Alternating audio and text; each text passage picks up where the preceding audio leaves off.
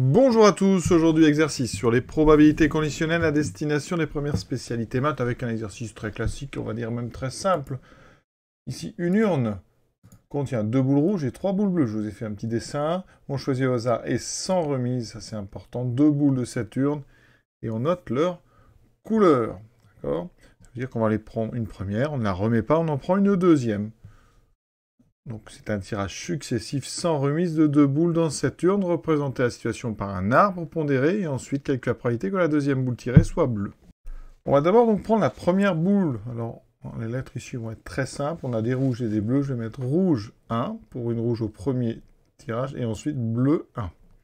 Ensuite, on prend une deuxième boule, on ne remet pas la première, on aura donc le choix entre une rouge au deuxième coup et une bleue au deuxième coup, et pareil.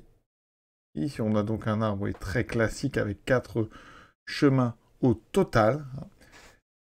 On va indiquer sur chaque branche les probabilités d'emprunter ces branches. Donc, probabilité d'avoir une rouge au premier coup. Donc, l'urne, il y a 5 boules, il y a 2 rouges. Donc, c'est évidemment 2 cinquièmes. Ici, 3 cinquièmes. Maintenant, alors là, il y a des choses à dire parce que dans le deuxième, ici, le deuxième niveau, eh bien, on a pris déjà une boule rouge puisqu'on ne l'a pas remise. Il vous reste quoi? Une seule rouge et 3 bleus. Donc 1, 2, 3. Donc vous avez à ce moment-là 4 boules dans l'urne. Une seule est rouge, donc vous avez une chance sur 4. C'est une proba conditionnelle. C'est la probabilité de R2 sachant R1.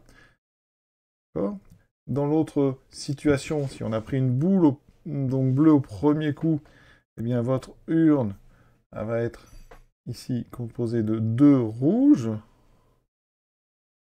Et ensuite de 2 bleus.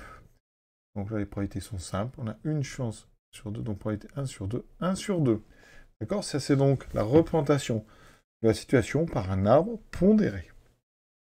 On cherche maintenant la probabilité que la deuxième boule tirée soit bleue. C'est donc la probabilité de B2 qu'on cherche. Alors ici, tu remarques dans l'arbre, il y a 2 façons d'atteindre B2.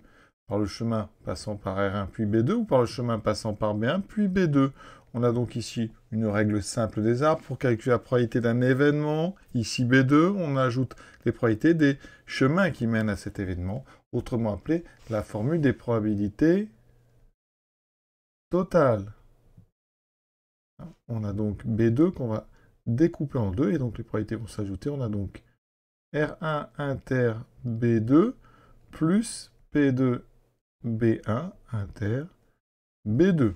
Une règle des arbres. Quand on parcourt un chemin, on multiplie les probabilités qu'on rencontre.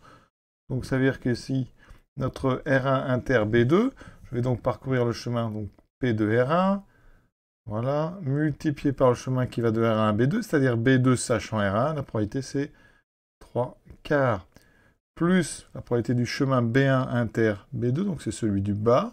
On a donc une probabilité de B1 qui vaut 3 cinquièmes, multiplié par une probabilité de B2 sachant B1 qui vaut 1 demi. On fait le petit calcul.